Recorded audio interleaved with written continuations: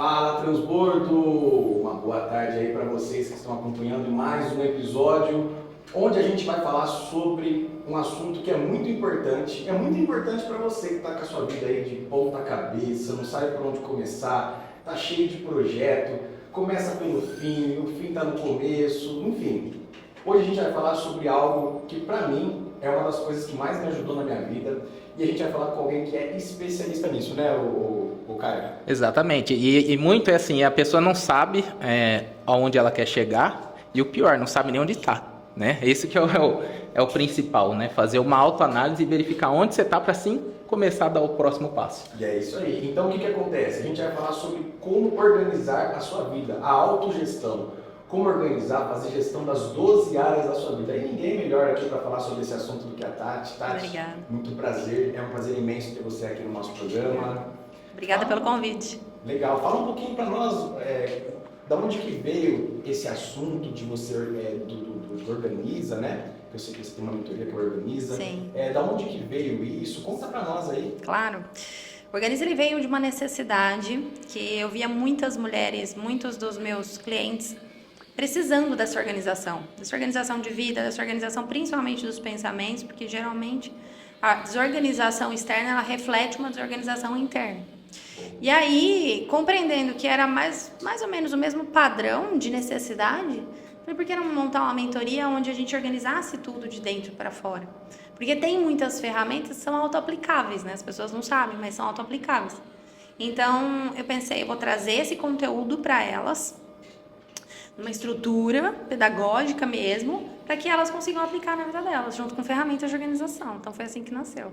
Legal. E qual é a maior dificuldade que elas têm? Assim, o primeiro passo, né? Porque sempre tem a raiz, né? Que fala assim, não, esse é o tendão de Aquiles da organização. Com certeza. Eu acredito que assim, ó, o primeiro ponto de tudo, eu defendo muito o autoconhecimento, a importância dele, né? Então, assim, muitas pessoas, elas olham a vida de outras pessoas, o resultado de outras pessoas, o que outras pessoas mostram que fazem, e elas falam assim, eu quero isso pra minha vida. Só que elas não sabem como elas funcionam. Então, por exemplo, é a mesma coisa que você entrar numa casa, que você acha essa casa maravilhosa, só que aquela casa não tem seu estilo. Ao primeiro impacto, você achou ela maravilhosa. Se você for morar nessa casa há um mês, você vai enjoar daquela casa, porque ela não faz o seu estilo, é simples assim. Então, tem situações na nossa vida que a gente vai conseguir comprar venda do outro, mas tem muitos que não. Então, como que eu descubro o que é essencial para mim? Com autoconhecimento. Através do autoconhecimento, eu entendo quais são as minhas crenças, o que eu estou acreditando que é realmente importante para mim, qual é o modelo de vida que eu desejo ter dentro de mim e qual é a capacidade de entrega que eu tenho. Porque eu tenho que ter essa clareza, qual é a capacidade de entrega que eu tenho. Eu sou uma pessoa que consigo dar conta de vários assuntos? Não, eu sou uma pessoa mais restrita, que preciso, talvez, estruturar de uma maneira diferente o meu dia a dia. Então, eu preciso me conhecer.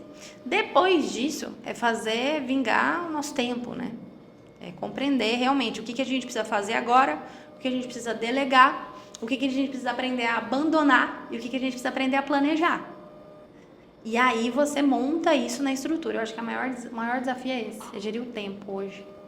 Sabe, vocês não têm a sensação de que não tem mais 24 horas? Sim, As tem. mesmas 24 horas que eram há 10 anos? É verdade. Todo mundo tá com essa mesma sensação.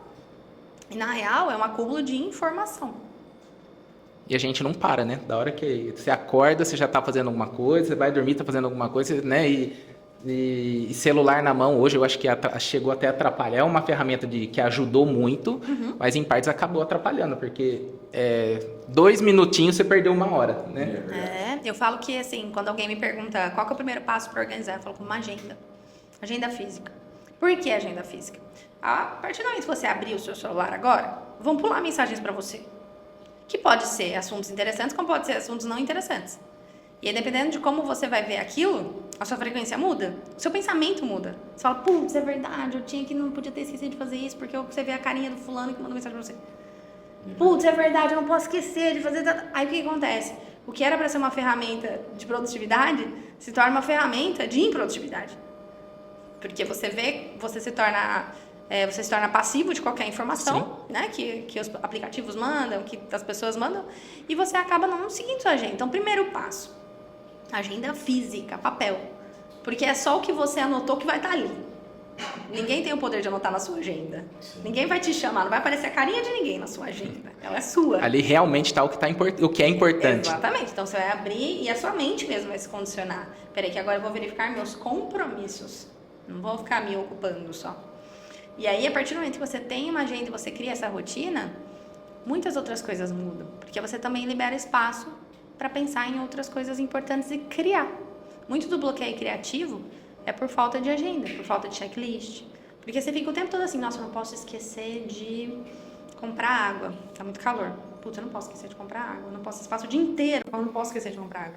Se você tem o hábito de checklist, você escreve uma única vez cedo, comprar água. E aí, essa mesma energia você usa para criar, para pensar em outras coisas, fazer outras coisas. Por quê? Porque você sabe que você não vai esquecer. Você só tem que lembrar de ver o checklist. Então, são ferramentas muito simples, muito pequenininhas, muito à disposição de qualquer ser humano que mudam a vida.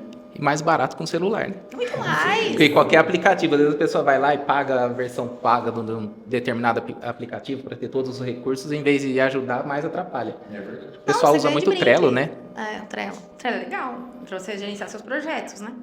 Mas o duro é você abrir o celular para acessar o Trello. Até você chegar no Trello é uma escalada, entendeu? Né? Aí você vai na primeira mensagem.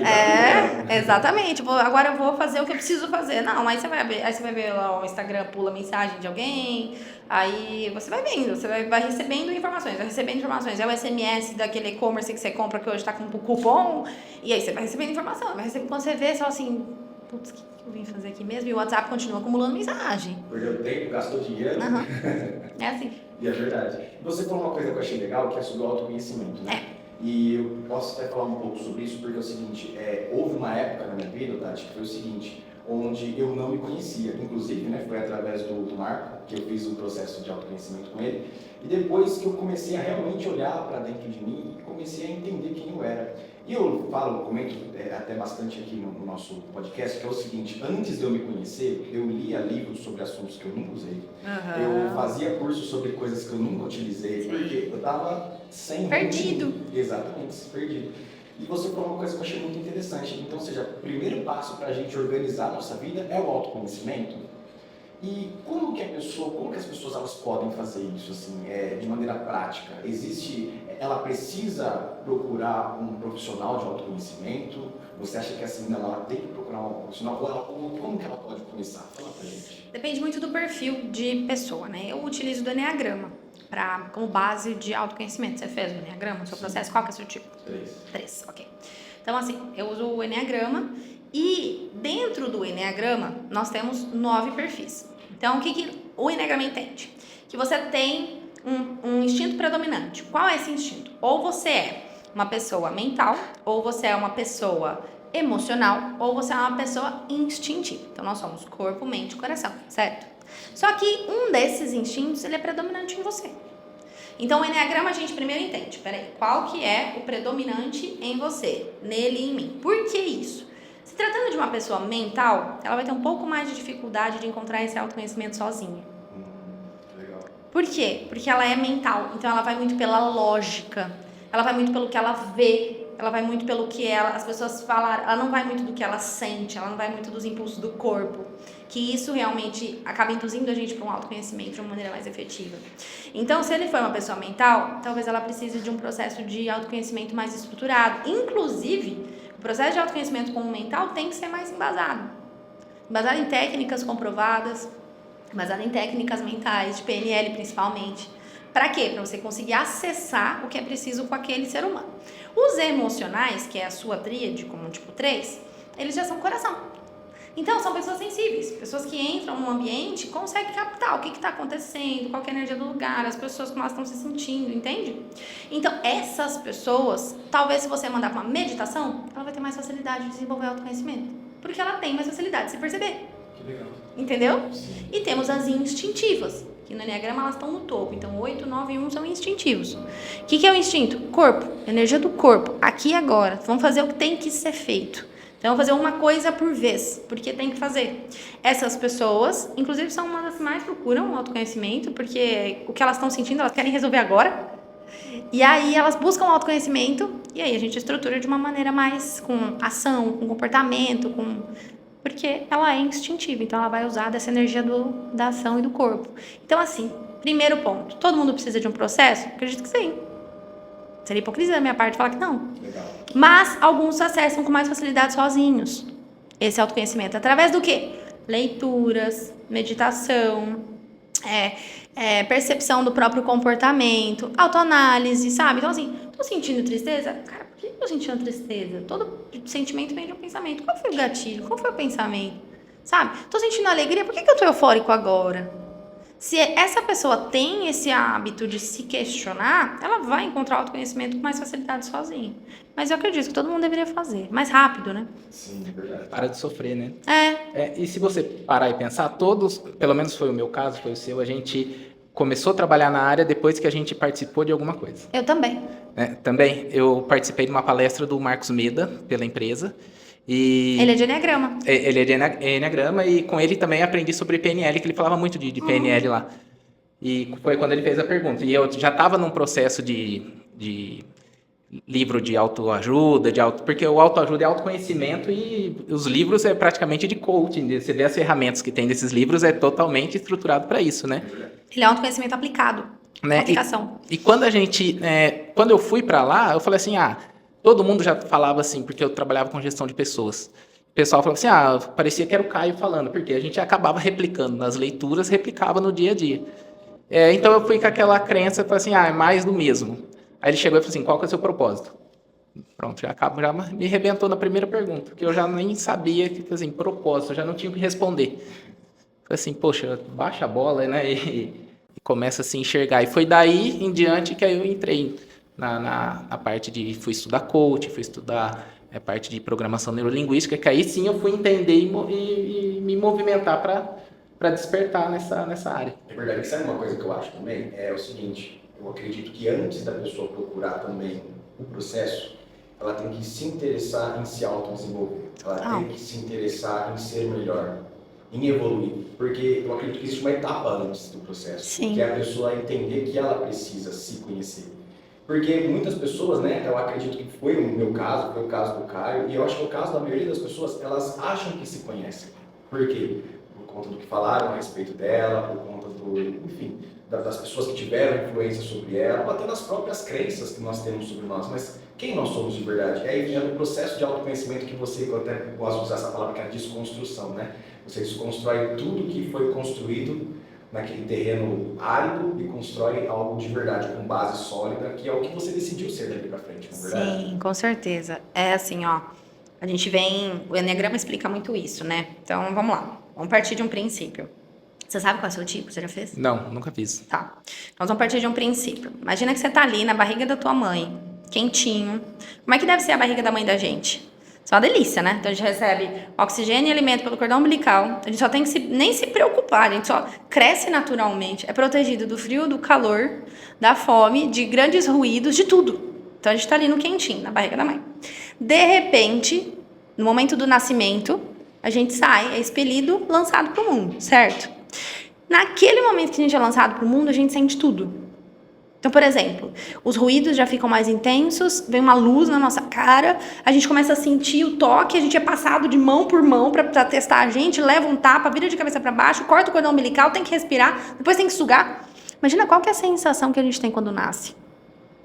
É uma sensação muito pesada. É uma crise de pânico. Só de falar já vai sufocando, né? É uma crise de pânico, né, gente? Eu vou morrer. Só que aí o que acontece? Vem aquela sensação de eu vou morrer. E aí vem um ser humano e fala assim, não, calma, eu vou te proteger do frio. Eu vou te proteger do calor. Eu vou te proteger desse ambiente. Você vai ficar só no meu colo. Eu vou te dar alimento. Eu vou te ensinar o que você precisa. Então presta atenção. A gente tem desde pequenininho uma sensação, assim, a gente vem com uma sensação, eu vou morrer, e alguém cuida da gente. Protege a gente da morte. Por que essa pessoa cuidou da gente? Vocês já pararam para se perguntar? Por que os pais de vocês, ou os cuidadores de vocês, criaram vocês? Então, tô perguntando, por quê? Eu tô pensando agora. Não faço ideia. Não faço ideia também não. Deu uma bugada. Do amor, né? Amor. Amor. Quando a gente entende isso, a gente entende 80% do processo todo. Então, pensa bem. Você vem na barriga da tua mãe, aquele monte de emoção é lançado pro mundo, certo? Aí, a sensação de quase morte. Uma pessoa vem e te cuida por amor. Então, o que você entende desde muito pequenininho que você precisa para sobreviver? Amor. E os nossos maiores conflitos e traumas vêm pela sensação de não ser amado ou de não pertencer. Aí o que acontece? O que faz o leão ser um leão? Ele ser parecido com outros leões. Se ele for parecido com uma foca, ele deixa de ser um leão, certo? Então o que faz eu ser muito... Eu pertencer à família que eu cresço, ou aquelas pessoas que me cuidam? Eu ser parecido. Então o que você começa a fazer? Você começa a pegar características. Então primeiro da sua mãe, depois do seu pai. Peraí, qual que é a reação da minha mãe quando eu grito? Qual que é a reação da minha mãe quando eu faço carinho no rosto dela? Qual que é a reação da minha mãe quando eu faço uma cagada? Qual que é a relação da minha mãe quando eu derrubo alguma coisa em cima da mesa? Qual que é a reação? E assim você vai sendo moldado, aonde você se sente amado e onde você não se sente amado. Só que a gente começa com esse padrão, querendo entender qual é o nosso lugar no mundo, primeiro a nossa família, nossos pais. Depois com os nossos familiares. Então, avós, primos, tios e tias. Depois com os professores na escola. Depois com os amiguinhos na escola. Depois no relacionamento afetivo, na adolescência, início da vida adulta. E por fim no mercado de trabalho. Aí vocês vão falar assim, nossa, mas mercado de trabalho, gente? Mercado de trabalho tem vínculo emocional? Se não tivesse, as pessoas não teriam burnout, não adoeceriam dentro do mercado de trabalho. Então, ele tem um peso emocional muito grande para o ser humano. Então, a gente vai criando referências de acordo com os sistemas que a gente vai se integrando na busca de pertencimento e aquilo vai moldando nossa personalidade. Então, ela é fechada aos 7 anos e ela pode ter algumas variáveis até os 14. E aí que vem aquela personalidade. Então, o Enneagrama entende que são 9 crianças feridas. Quem é criança ferida do tipo 1? A criança foi muito cobrada. Então, se até os 7, 14 anos foi muito cobrado de ordem, de deixar tudo no lugar, de não poder se sujar, falar baixo, se comporta, senta certo, ele vai se tornar um adulto perfeccionista. Exigente, organizado, metódico. Se foi uma criança, tipo 2, que foi uma criança que sentiu de alguma maneira que em dado momento ela deixou de receber atenção. Então, a criança do tipo 2 foi uma criança que recebeu muito amor e muito afeto e muita atenção. Mas em algum momento isso parou de ser muito. Pode ser que ela era uma criança filha única e aí vem um irmãozinho, ou pode ser que os pais se separaram, aconteceu algum rompimento com alguém que fez com que ela entendesse assim, não, peraí, eu preciso talvez chamar a atenção das pessoas para receber o amor, então eu preciso fazer por elas. Como que ela se torna um adulto prestativo demais, um prestativo que se doa demais para o outro, que se anula para ver o outro feliz. Como que é a criança do tipo 3? A criança do tipo 3 foi uma criança que não se sentiu vista. Então, em algum momento, ela entendeu que ela tinha valor quando ela conquistava coisas. Então, quando ela vinha com uma nota muito boa, ou quando ela fazia algum feito muito bom, ou quando ela era prodígio, ou quando ela tinha algum valor, tipo assim, que mostrem que ela é uma criança acima da média. Então, ela se torna um adulto extremamente voltado à performance. Eu vou ser o melhor, eu vou bater essa meta custe o que custar. Tipo 4 foi uma criança que não se sentiu ouvido. Então, nós temos 4 emoções de base: alegria, tristeza, medo e raiva. Essa criança, ela não conseguiu compreender as coisas dela. Quando ela sentia alegria, os pais não entendiam o que ela estava sentindo daquela euforia.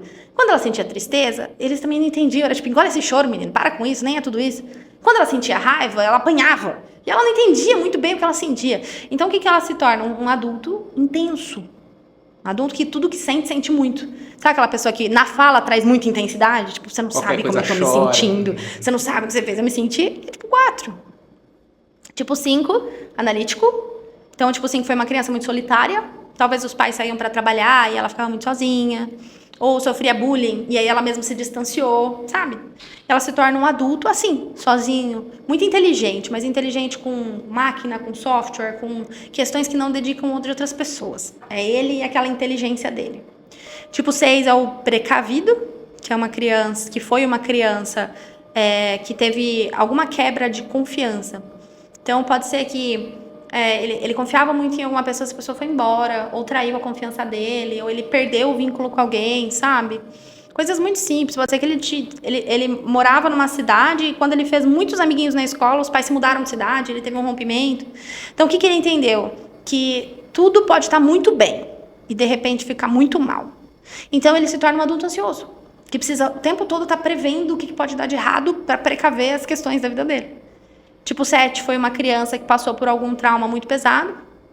A grande maioria dos perfis 7, desculpa, não se lembram das questões que eles tiveram na infância. mas foi muito dura, machucou muito. Então ele internalizou que o sofrimento não é para ele.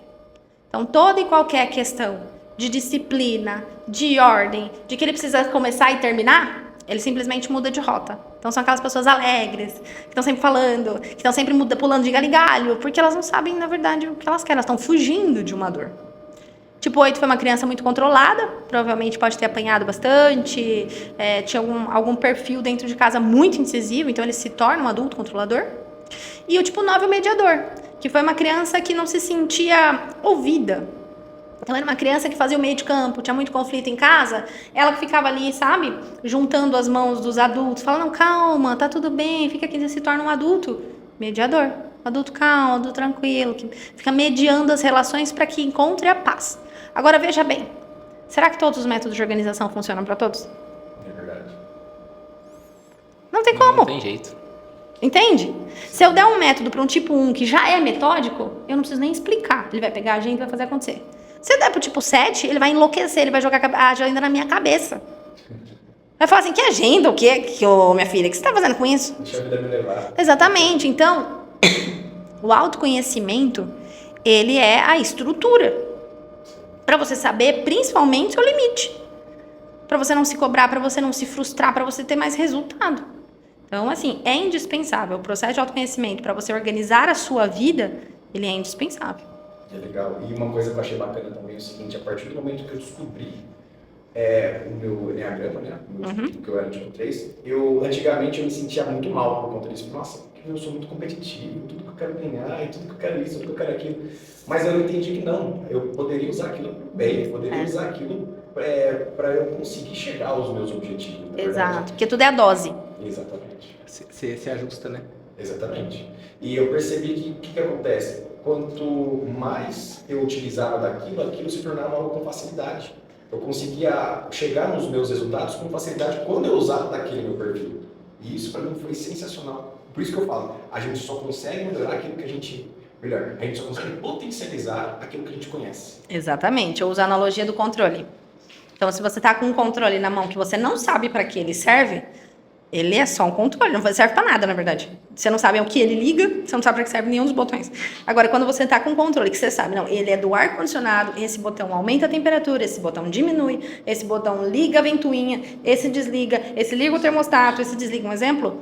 Pelo amor de Deus, você pode fazer inúmeras coisas dentro do ambiente com aquele controle. É a mesma coisa o autoconhecimento. Então, sabe o que aconteceu com você quando você descobriu que você era tipo 3? Você assumiu o seu lugar. Você esquece o pertencimento. Eu não preciso ser igual a ninguém. Eu aprendi tudo que eu tinha que aprender. Legal, obrigado. Mas agora eu vou arrumar a minha maneira de ser. Eu vou criar o meu sistema através da minha maneira de ser. Entendeu? Então, quando você assume quem você é, fica infinitamente mais fácil de você ter resultado. Muito mais fácil. Foi isso que aconteceu. E descreve mesmo, né? Descreve de cabo a rabo. Ele sabe, foi treinar comigo na academia aí, ó. Nossa senhora, pelo amor de Deus. Tipo 3 é extremamente competitivo. Não, e cobra, hein? Cobra. É o executor do DISC. E um pouquinho pior, acho, né? Um pouquinho pior. Eu tenho mais experiência no DISC. Mas o Enneagrama, pelo que você falou aí, Nossa, ele é mágico. É... Ele é muito legal. Nossa, todo mundo devia conhecer o Enneagrama. E você vai falando, a gente vai puxando na memória pessoas, né? Tipo assim, essa é assim, essa é essa... Não, tanto quanto que ela falou, né, que o tipo 3, você falou que ele precisava ser visto, né? Foi uma criança que não se sentiu vista. E me veio na cabeça alguns momentos onde eu lembro até hoje, onde meu pai falava, para você ganhar tal coisa, você precisa tirar a nota. Exatamente. Você tem que tirar a nota. E você tirava a nota, não tirava? tirava? Aí eu ia lá e tirava a nota. Aí eu, quando tirava a nota, você não fez nada mais que sua obrigação. Exatamente. Então, assim, você foi treinado. O que os nossos pais fazem? Eles treinam a gente. Sim. Se eles são bons treinadores, eles treinam bem. Se eles não são bons treinadores, eles não treinam bem, mas eles estão treinando. Sim. Tá? Então, eles estão dando o melhor que eles podem com o que eles têm. E aí, o que acontece? Eles te treinaram pra isso. Então, assim, você vai ganhar isso? Você vai, se você for o melhor aqui. Porque tirar 10 é ser um dos melhores. Sim. Tirar nota, não. Tirar nota é ter aproveitamento. Tirar 10, você vai ser um dos melhores. Então, é exatamente isso que a gente começa a compreender. Qual é? Por que eu ajo como eu ajo? E aí fica mais fácil você assumir quem você é. E a rede social acabou atrapalhando um pouco porque a pessoa quer ter a vida do outro, né?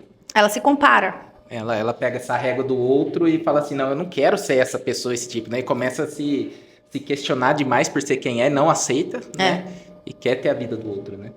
E é verdade. E uma coisa que eu estava até conversando com minha esposa esses dias foi justamente isso. Eu acredito que a gente precisa olhar mais para nós e potencializar o que nós somos e parar de olhar para o outro, né? Porque o que eu mais vejo hoje, por exemplo, o fulano ele tem um biotipo um pouco maiorzinho assim e ele quer ficar magrelo.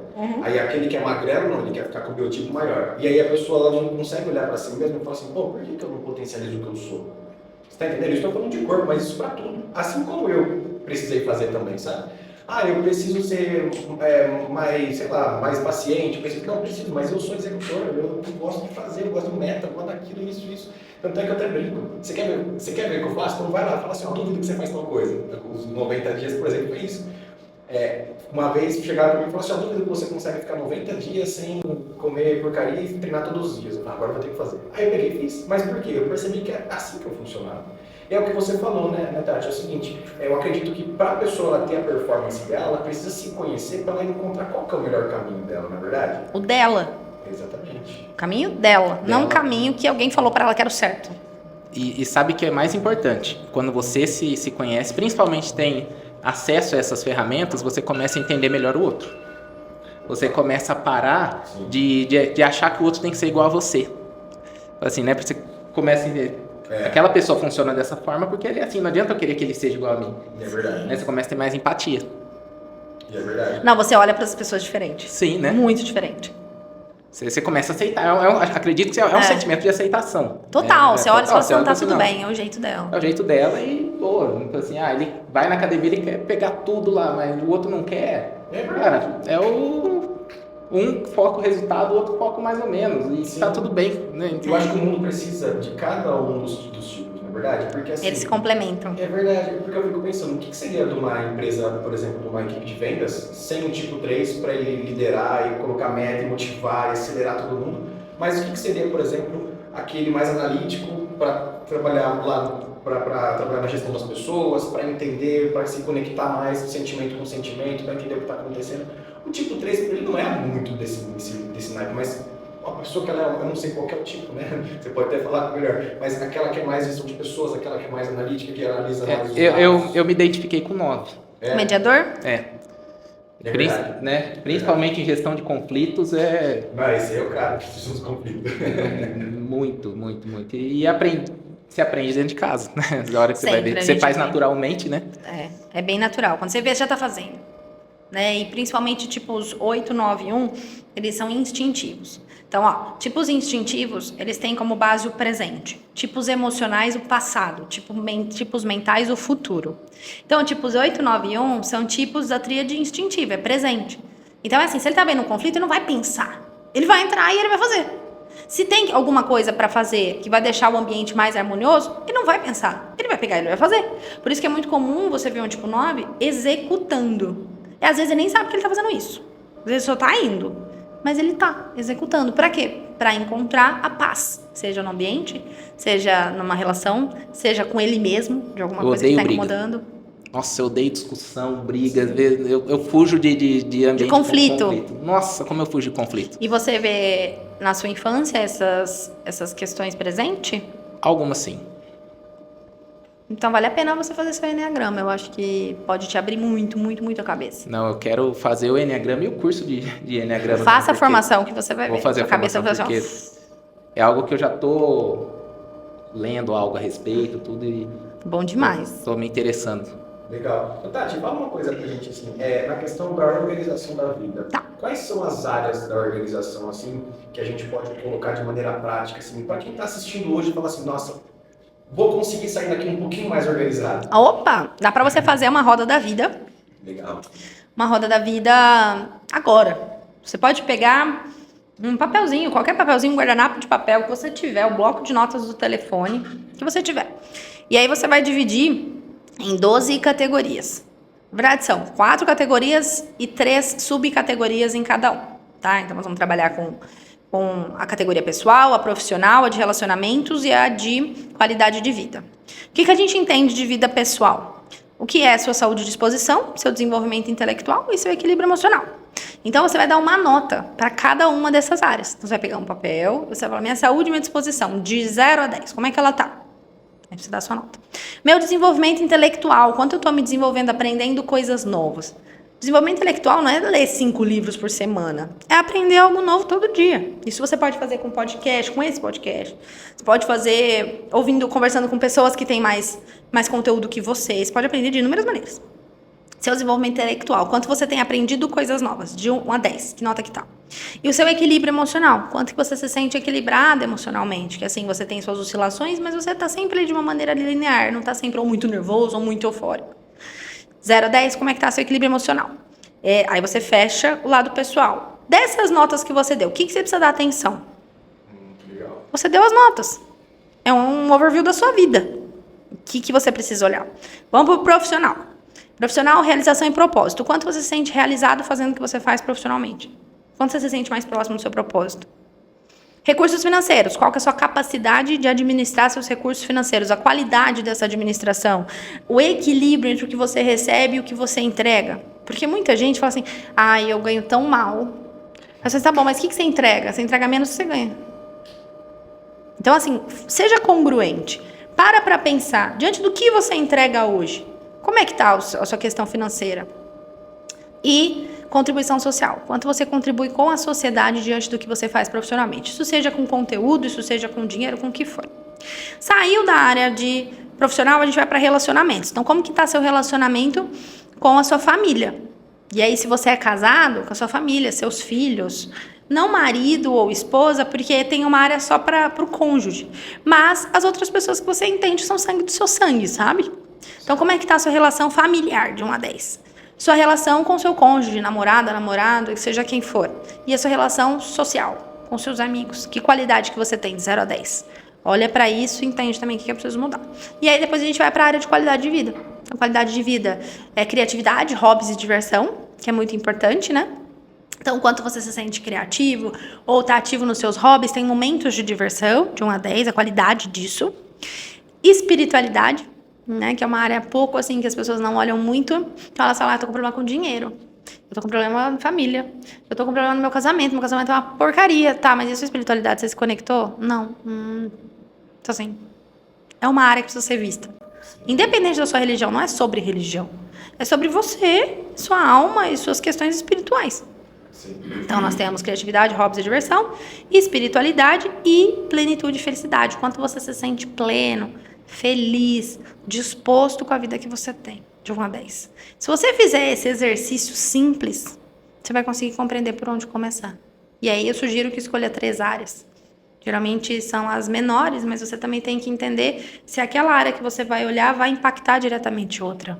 Porque é muito importante isso. Às vezes a sua nota menor não é aquela, mas aquela vai fazer uma diferença nas outras, que talvez seja interessante você olhar. Então você pontua 3 áreas que você precisa, de acordo com a nota que você deu, e você monta seu plano de ação. Então, quais são as 3 atividades que eu vou ter em cima de cada uma dessas áreas que eu determinei? Sei lá, minha saúde e minha disposição tá baixa, me sinto indisposta. Beleza, quais são as 3 atitudes que você vai ter? Vai melhorar a alimentação? Vai procurar um nutricionista? Vai... Gente, desculpa. Imagina. Vai melhorar a sua alimentação? Vai procurar um nutricionista? Você vai fazer uma academia? O que você vai fazer? Vai procurar um médico? O que você vai fazer? 3 coisas. Minha questão é no meu casamento. Beleza, o que você vai fazer? 3 coisinhas, assim, pontuais pra você fazer agora. Eu vou ter um momento com a minha parceira, com o meu parceiro, eu vou... Enfim, cada um tem a sua necessidade. Cada um sabe onde o calo aperta. Mas se você parar, o problema é esse, as pessoas não param pra fazer. Por exemplo, a gente acabou de dar uma ferramenta e são pouquíssimas as pessoas que vão parar e fazer. E para facilitar, a gente vai deixar na descrição o link da Rota da Vida. Verdade, tem um site. Tem o site, a gente deixa ali. Isso, a gente deixa ali, você entra ali, já faz, que já facilita para todo mundo também. É um plano de ação, gente. É o plano de ação mais efetivo. A Roda da Vida é a ferramenta mais simples e efetiva que tem para você começar a se desenvolver. E você não precisa de ninguém para mediar ela. É só você olhar, dar sua nota aí e saber o que você faz.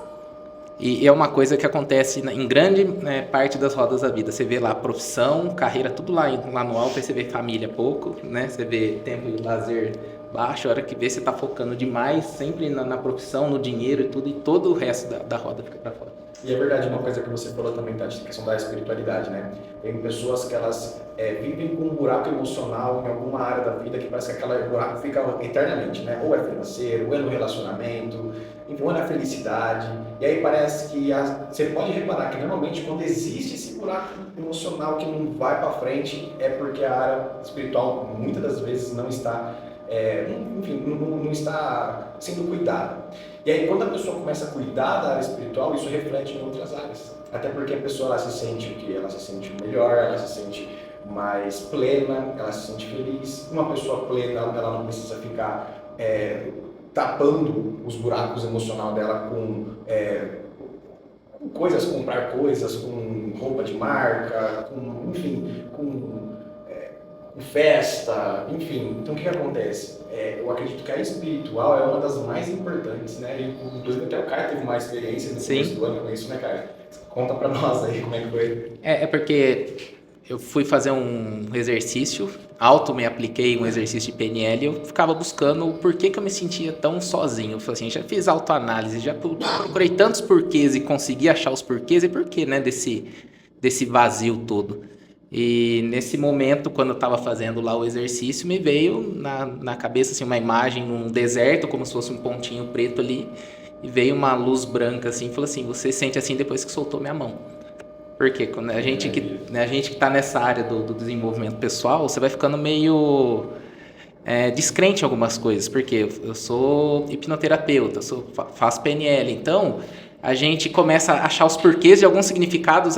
Fulano fez isso por causa daquilo, né? Deu certo isso por causa daquilo. Então você tudo você mente, né? Você vai achando significado científico para tudo, você vai se distanciando, né? E aí eu tive essa experiência sozinho, eu falei assim, cara, não foi por influência de ninguém, foi no momento de dor, né? Que acho que outra coisa que faz você buscar o autoconhecimento é o momento de dor, né? Então, e quando aconteceu isso comigo, aí foi transformador. Aí você se entregou. Aí me entreguei. Aí falei assim, não, pera que tem coisa a mais por aí. Inclusive, arrasta pra cima as coincidências de Deus. Tem um livro, eu escrevi um livro sobre. Que legal! Também, e tem também o livro falando de todas as coincidências, tudo que foi acontecendo na minha vida. E não é que termina com essa, eu costumo falar que começa com essa.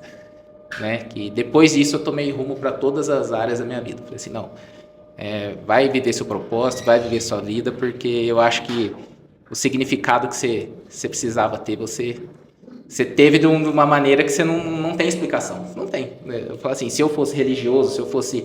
Estava na igreja todo dia, eu não vou em igreja, não vou em nada, não assistia nada relacionado a isso.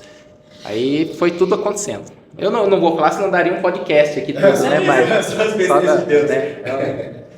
Isso. Arrasta pra cima que tá o livro. Que legal, é um livro físico. Bacana, parabéns. Tem. E ficou bacana. Ficou muito bom. Ficou bom, ficou legal, ficou bacana. O que acontece, ó?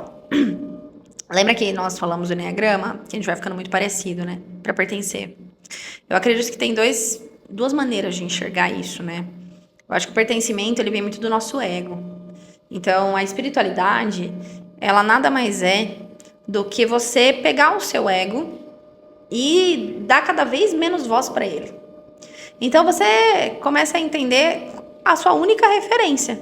Porque nós somos guiados por Deus, né? Então, se a gente seguir a nossa intuição e o nosso coração, a gente vai chegar em algum lugar.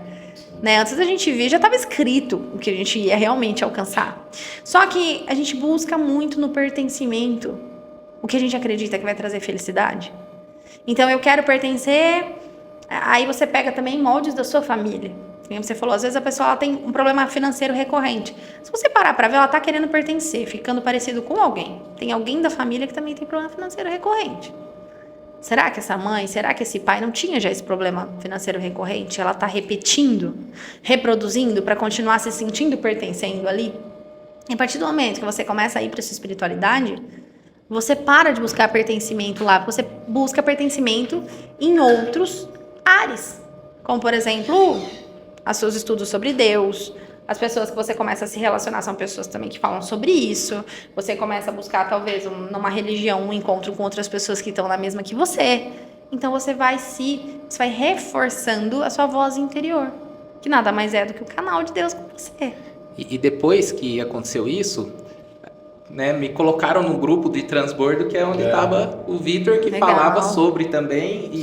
E a primeira... Aí ele fazia muitas lives, e a primeira live que ele fez foi falando da passagem de Abraão, né? Foi Do Moisés. De Moisés no deserto. Né? Então, e ele foi falando. falando... que ele assistiu, falou sobre o deserto, onde eu falava Depois da imagem. Eu falei assim, não é coincidência. Não existe coincidência, mas você teve... Não tem como. Mas você ouviu sua voz interior. Sim. Entende? Porque você poderia ver essa história e falar assim, só uma história. Mas não, alguma coisa dentro de você falou, presta atenção nisso daqui. Então você pegou seu ego, geralmente isso acontece num momento mais nosso de fraqueza, de tristeza, e você deixou a voz falar. Por isso que a espiritualidade ela é muito importante. Foi exatamente isso.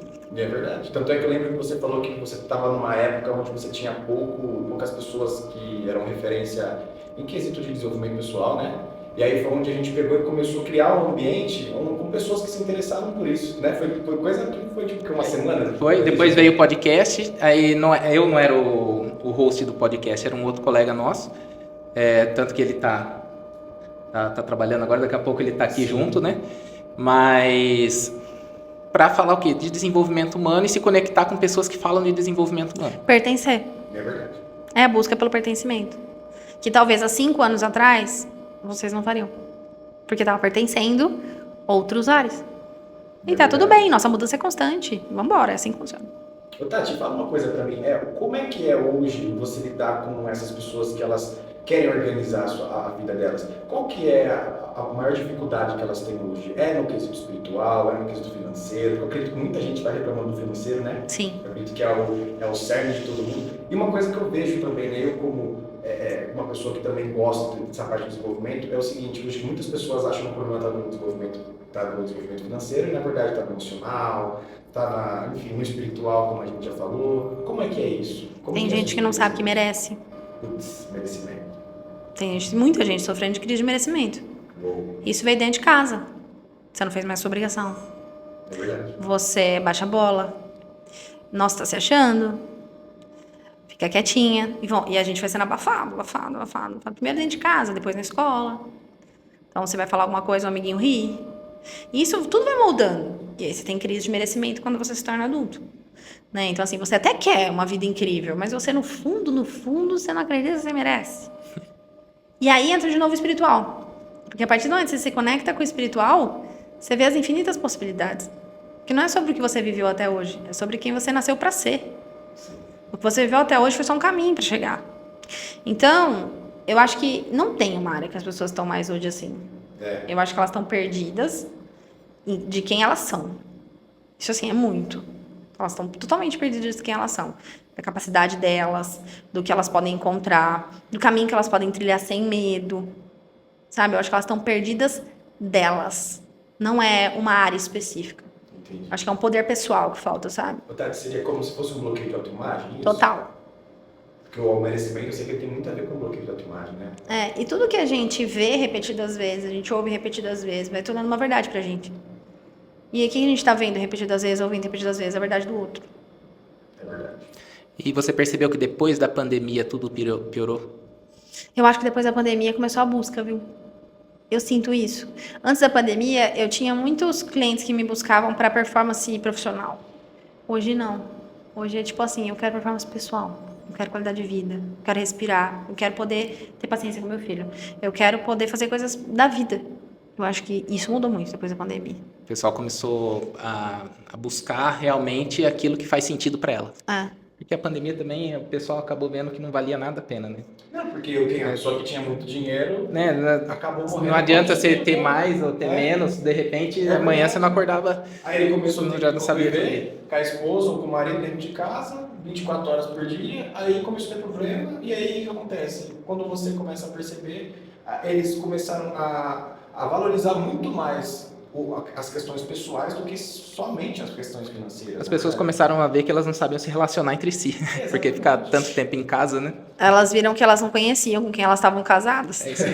Essa é verdade. Porque a maioria se distraía no trabalho. Voltava para casa à noite. Então, quando você tá na pandemia, você é obrigado a conviver, você fala, nossa, olha só o que essa pessoa faz o dia inteiro. Gente, olha como ela tá. Nossa, olha isso. Essa é a realidade. Muitas mães começaram a conhecer os filhos, Exatamente. começaram a ver as dores As que dificuldades da tem, dificuldade escola. que tem. Gente, como essa professora é chata. Que vai assistir aula online, né? Nossa, como essa professora grita. Meu Deus do céu, é tudo isso de aula que ele tá tendo. Coisa que assim, você não... era camuflado. Era camuflado com as distrações que a gente tinha no dia a dia. E você também viu o outro lado da moeda. Você consegue fazer mais com menos. Então tinha gente que viajava pra caramba. E aí ela teve que ir para online. Ela falou, nossa senhora, olha o que eu tô fazendo. Eu consegui falar. Em um dia, o que eu demorava 5 dias para falar com tanto de gente, eu precisava ficar viajando, agora eu consegui falar. Eu consegui fazer o que antes eu demorava um dia, eu consegui fazer em 1 hora, concentrado. Porque tem que fazer, a água bateu na bunda. Então eu acho que a pandemia trouxe alguns benefícios pra gente nessas questões de priorizar mesmo, sabe? O que é importante para você, de você dar valor pro seu tempo, de você entender o que você quer. É verdade. E dá valor para as relações humanas também, né? Sim. Eu acredito que você começou a valorizar os seus filhos, você começou a valorizar os seus cônjuges, começou a valorizar as pessoas que a gente teve que, vamos colocar assim, que a gente não escolheu, né? A gente teve que ficar muito longe, na verdade. Eu acredito que isso começou a valorizar, na verdade. E o tempo, né? A valorizar o tempo em família. Né? É verdade. Mas aí, por exemplo, como eu falei, as pessoas começaram a não conhecer quem tem dentro de casa, porque além de ter que começar a conviver, era cada um com um canto no celular.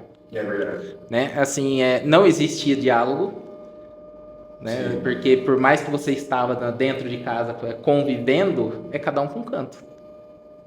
É verdade. Porque elas começaram a ver que elas não tinham assunto. É verdade. Em comum. Né? Falei assim, que eu tô com essa pessoa? Por quê? Não tem assunto. Vou falar o quê com ela? Tem nada a ver com essa pessoa. Tem nada a ver com essa pessoa. Cada um num cômodo.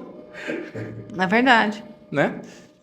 É verdade. Aí começou a ficar as 2 horinhas que a pessoa vive junto, mas... Eu acho muitos que casamentos se... É verdade. a pandemia trouxe bastante reflexão.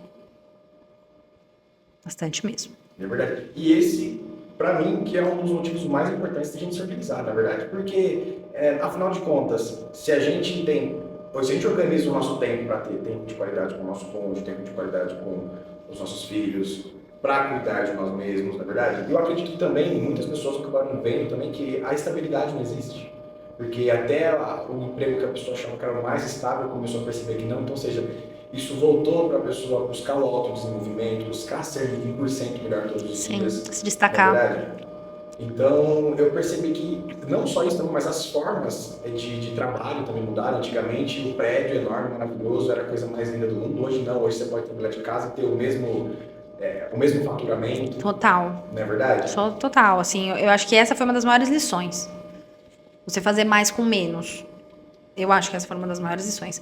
E tem outras questões também, que é evidente, né?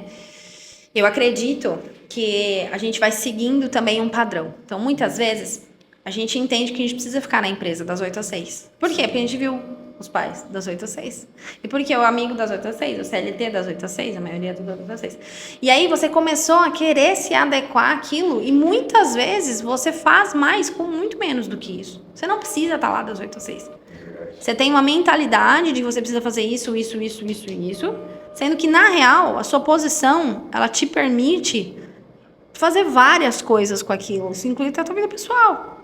Então, tudo isso veio muito à tona na pandemia. A gente começou a olhar, a gente foi obrigado a olhar. A gente foi obrigado a olhar com os olhos bem diferentes para as nossas demandas.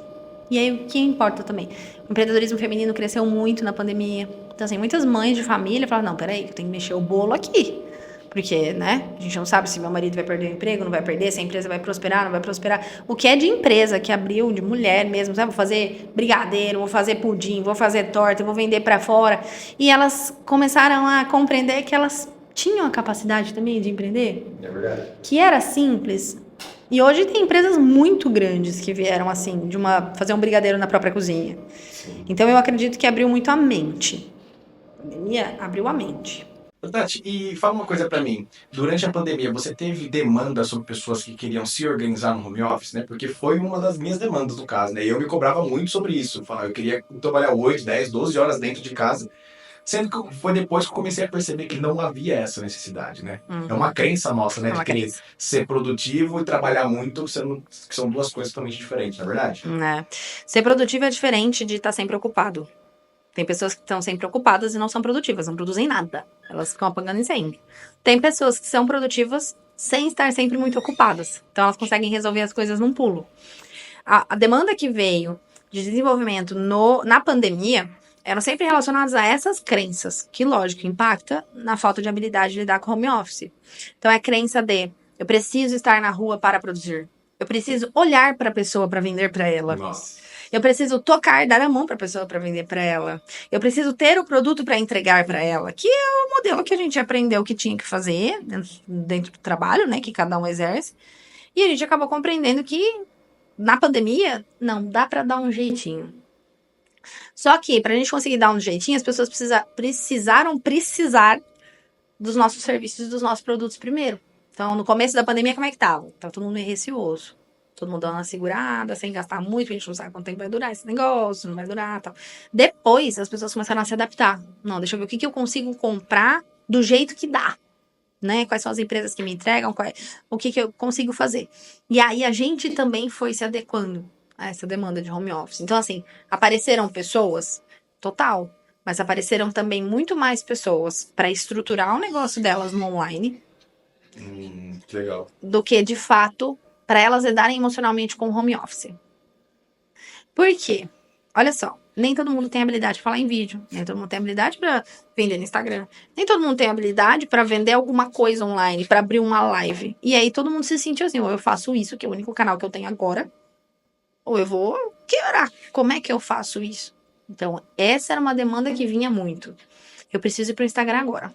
Agora, é já. Como é que eu faço? Preciso ter autoridade entre hoje e amanhã. Como é que eu faço? Essa era uma demanda maior na pandemia em relação à reestruturação das pessoas. Mais do que essa crença de organização do home office. E isso ficou, né? A pandemia acabou, muito do home office acabou também, e essa necessidade de se mostrar no digital acabou ficando. Ficou. E vai ser cada vez mais. Cada vez mais. Porque o digital, ele tá tomando um espaço muito grande, né? Hoje as pessoas compram muito. Vocês não compram muito? Só Online? Eu também. Então, assim, se tornou a única via que a gente tem. A gente só compra online e tudo que a gente produz também é pro online, né? Muita assim, se pega 80% do que a gente produz e quer captar também é do online. Eu acredito para poder atingir mais pessoas também, né? É verdade. Ô, Tati, e qual mais área que você também fala aí sobre a organização que você quer falar aqui pra gente? A gente já falou sobre autoconhecimento, a gente já falou sobre home office, que você falou também sobre essas crenças. Qual mais que você pode falar? E a organização, né? É organização. E a organização. Eu acredito que essas são os 3 pilares. Da gente realmente compreender. Na verdade, são 2 pilares, né? O autoconhecimento e a organização. A gente acabou trazendo do home office. Não tem como a gente falar de pessoas sem falar dessas 2 áreas. É verdade. Então, para mim, qualquer base que seja, para qualquer outro assunto, se a gente for falar de empreendedorismo, a gente vai falar disso também. O home office, a gente vai falar disso. Se a gente for falar de transição de carreira, a gente vai falar disso. De você, autoconhecimento e organização. Me conheço e organizo. Me conheço e organizo. Organizo o quê? Organizo de dentro para fora. Então, primeiro organizo meus pensamentos, minhas ideias, para depois eu vou acabar organizando a minha vida. E antes, né, quem queria ter acesso à mentoria da Tati no Organiza era ao vivo, né? Tinha que demandar abrir turma, tudo. E ela estava contando que agora é uma novidade que a pessoa pode estar acessando, que agora também tem a qualquer momento. Muito legal. Né, já tá. Fala um pouquinho do curso, como tá funcionando agora. O Organiza, ele veio de uma necessidade feminina, né? Então, assim, a gente chama de feminino moderno. O que é o feminino moderno? As mulheres acabaram mudando muito a maneira delas de se posicionarem. Elas estão encontrando um outro viés, principalmente dentro do empreendedorismo, dentro da sua produtividade pessoal. E aí, eu atendia elas individualmente e eu via que era a mesma demanda. E eu usava as mesmas ferramentas. Trazia o autoconhecimento e as ferramentas eram basicamente as mesmas. Então, quadrante de prioridade, gestão de tempo, aplicava a agenda, roda da vida. Eu falei, uai, por que eu não posso criar um curso onde elas possam se aplicar? E aí, se elas tiverem questões pessoais delas, elas trazem para mim depois em um formato de mentoria individualizada. E aí, eu montei a primeira turma do Organiza. Eu falei, não, vamos testar. Fiz uma turma piloto e falei, eu vou testar essa metodologia. E ela deu muito certo. Então, eu coloquei lá temperamentos, né? Que, assim, ela é a base. Vem antes do Enneagrama, vem temperamentos. Mas se eu entrar em temperamentos, a gente vai ficar 3 horas aqui. Então, vem temperamentos. Depois de temperamentos, enneagrama. Depois de enneagrama, linguagens do amor, que aí a gente trabalha áreas de relacionamento, né? Para você se reconhecer, a sua linguagem é do outro. E depois, as atividades de produtividade. Então, gestão do tempo e disciplina, relações familiares, trouxe bastante conhecimento sistêmico, né? E acabei encerrando com uma visão macro de tudo isso. Como é que você usa tudo isso aplicado à tua vida? E aí, essa mentoria, ela acontecia com encontros semanais pelo Zoom. Eles duravam de 2 a 3 horas. Trazia o material de aplicação para elas aplicarem. E elas tinham atividades para entregar para outra semana. Então, nesse gap de 6 dias, entre uma sessão e outra, elas tinham as atividades que elas entregavam. Era meio que um coaching em grupo, na verdade. E aí, elas entregavam e a gente ia prosseguindo com o conteúdo. Ao fim do Organiza, é para elas estarem com a vida delas toda organizada. Mas o que era muito legal do Organiza ao vivo, que no Organiza gravado elas não vão ter, era o grupo de apoio também. Porque no Organiza ao vivo a gente tinha um grupo no WhatsApp. Então lá, elas se conversavam entre elas. Nossa, meninas, hoje aconteceu um negócio aqui com o meu marido e eu apliquei aquilo que eu aprendi, vocês precisam ver como isso é maravilhoso. E aí eu, nossa, eu também preciso aplicar isso hoje com meu marido falou um negócio. Então, assim, elas tinham uma troca muito rica. Entrou a questão do pertencimento também, de novo. Elas tinham uma troca muito rica. E isso trazia um resultado para elas muito interessante, sabe? Então, o Organiza nasceu assim. Foram 5 turmas nesse formato, no ano passado e nesse ano. A última turma foi agora, no começo do ano. E agora eu passei ele pro formato gravado. Então, no formato gravado, se sua esposa quiser agora entrar lá, ela compra e ela já faz todas as aulas, ela coloca no carro, onde ela quiser, tem todos os materiais de aplicação e ela consegue aplicar. Muito legal. Muito interessante, Que massa. E hoje você trabalha com mulheres ou você também tem outros produtos onde também se encontra para homem? Enfim. Não, trabalho Não? com mulheres. Que legal. Trabalho com mulheres, eu tenho Organiza Certo. e os atendimentos individuais. E agora também estou empreendendo na área junto com meu marido, né? Meu marido tem uma empresa de café Muito legal. e a gente está empreendendo junto, né, amor? Então, estamos caminhando aí nesses 2 empreendimentos, do desenvolvimento e do café também. O empreendedorismo também é desenvolvimento, né? Com certeza. Total. Né? Total, não tem como deixar de lado isso. Eu acho que o empreendedorismo, ele é um transbordo de quem você é. Exato. É quando você enraiza tanto quem você é, que aquilo se torna... Deixa eu acessar mais pessoas e criar uma moeda de troca com isso. E aí você vive daquele trabalho. Eu acho que o empreendedorismo, ele é isso. E é verdade, é inevitável você querer ser um treinador de pessoas, é inevitável você ser empreendedor também, porque o empreendedor ele quer chegar em mais pessoas, tanto como clientes e tanto também como funcionários, né? Ele quer ajudar as pessoas a terem o melhor de si, a chegarem nos seus melhores resultados, não é verdade? Com certeza. Então eu acredito que isso faz muito, eu acredito que, como você falou, o transbordo do autoconhecimento, do autodesenvolvimento... Poder pessoal. Exatamente. É empreendedorismo, não é verdade? É empreendedorismo. É a cerejinha do bolo. Com Total, certeza. né? total. E poder empreender em casal também Sim. tá sendo uma experiência extremamente rica. Sério? Muito, muito. Porque é o que a gente falou, né? Então, na pandemia, alguns casais começaram a se conhecer. Né? Porque antes passava um tempo que... O que separa? O tempo do trabalho. Então, cada um tem uma área. No nosso caso, trabalhar junto intensifica muito, sabe? Parece que, assim, é uma engrenagem que ela encaixa muito melhor, assim. Que legal. E a gente troca valores de uma maneira bem diferente. Eu tô amando, assim, a experiência, sabe? De trabalhar em casal, de crescer como família no negócio, sabe? Isso é Legal. muito rico. Isso é muito legal, porque quebra uma crença que muita gente fala, é porque trabalhar em casal não dá certo, né? E o que tá dando certo? O que vocês estão fazendo que tá dando certo? Conta pro pessoal aí, porque Eu acho que tem gente interessada. Não. Eu, graças a Deus, eu dou super certo com isso, mas é que eu já ouvi muita gente falando. Eu já vi muita gente falando pra mim, ó, toma cuidado, tem que... Tem que estar bem alinhado. E tem que estar assim, ó. O propósito dos dois tem que estar muito alinhado. Legal. Sabe? Pra cada um saber qual é o seu lugar. Eu acho que esse é o primeiro ponto, sabe? Esse segundo ponto é o desejo. O desejo de fazer dar certo. Porque se só um lado tiver o desejo, não vai dar certo. Você tem 50% de desejo. Então não vai dar certo, assim. A longo prazo isso vai se tornar algo pesado. Legal. Então o segundo é desejo. E terceiro, Tatiane, eu acho muito difícil você separar a vida pessoal do profissional. Porque assim, eu não sei vocês, mas eu tomo banho pensando em estratégia de venda. E sempre foi assim. E às vezes estou no trabalho e fico pensando em questões pessoais. Natural, nós somos um ser integrado. Né? Então, assim, tem gente que fala assim, o ideal para trabalhar em casal é você saber dividir. Quando vocês estão trabalhando e quando você... Não, eu acho que é o contrário. Eu acho que é você saber realmente o que tudo envolve. Sabe? A força do casamento no negócio e a força do negócio no casamento. E a gente ter a liberdade de conseguir falar sobre tudo a todo tempo de uma maneira... É a nossa vida, entende? Sim. Então eu acredito que, pra nós, eu falo por mim, esse é o segredo. Sabe qual eu acho que é um dos segredos? Você, enquanto solteiro, busca o autoconhecimento que você vai atrair pra você pessoas que têm o mesmo propósito que você. É verdade. Que aí você, enquanto casal, você consegue fazer tudo dar certo. É verdade. Né? Porque o duro é você buscar o autoconhecimento enquanto casal. Aí você vai acabar... Não, mas aí você se distancia. Mas depois que você já encontrou, as pessoas que você vai atrair pra você vai estar tudo no mesmo caminho. É verdade. Vão estar na mesma frequência que você. E é muito legal você se desenvolver em casal. Sabe? Você olhar, você ouvir um negócio assim, o que você acha sobre? E ouvir a opinião do outro. Porque aí quando você vê, os dois estão alinhados. Não, é realmente isso aqui. E também saber a capacidade dos dois, as habilidades dos dois para saber. Não, aqui talvez ele seja melhor aqui do que eu. Não, aqui talvez eu possa dar conta e deixar ele trabalhando em outras áreas, sabe? Mas isso é com muito respeito, com muita dedicação e com muita vontade de fazer acontecer.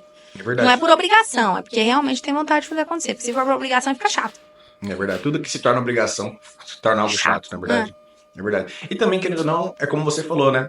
Isso é um transbordo, porque, na verdade, nada mais é do que uma sociedade de vida, né? Então, a partir do momento que você é sócio de uma vida, você pode ser sócio de qualquer outra coisa, na verdade? Com certeza. Eu acredito nisso. É a maior sociedade que tem. É verdade. Eu acredito nisso, total. Maravilha. Então, nosso episódio hoje foi bem rico também, né? Hoje você aprendeu a organizar a sua vida, hoje você aprendeu como você pode fazer gestão das 12 áreas. E eu vou te falar uma coisa, meu amigo, se a partir de amanhã você não pegar e começar a ver a sua vida de outra forma, organizar ela de outro jeito, assiste de novo, e assiste de novo, e assiste de novo, porque a gente falou de tudo. Falamos desde pandemia, falamos de trabalho home office, falamos também de como você pode abrir, no caso, ter um negócio junto com o seu cônjuge. Então, foi muito rico, né, cara? É uma mentoria a cada episódio. É verdade. Então, é algo que a gente entrega gratuito, Legal. mas a gente sabe que é uma mentoria aí a cada episódio. E eu gostaria de saber de todo mundo também, né? O que está crescendo nessa sequência de episódios que a gente vem fazendo, falando de tantas áreas, né? Deixasse aí no comentário o que a sua vida já transformou depois que começou a acompanhar o Transbordo. É verdade. Tati, e quem quiser te acompanhar, qual que é o seu Instagram? Fala um pouquinho mais pra gente. Meu Instagram é @coach.tatiane. Lá eu coloco bastante tudo da minha maneira de visualizar o mundo, da minha maneira de trabalhar. E eu queria agradecer também a oportunidade de estar aqui com vocês. Obrigada. Acho uma A honra. gente que agradece.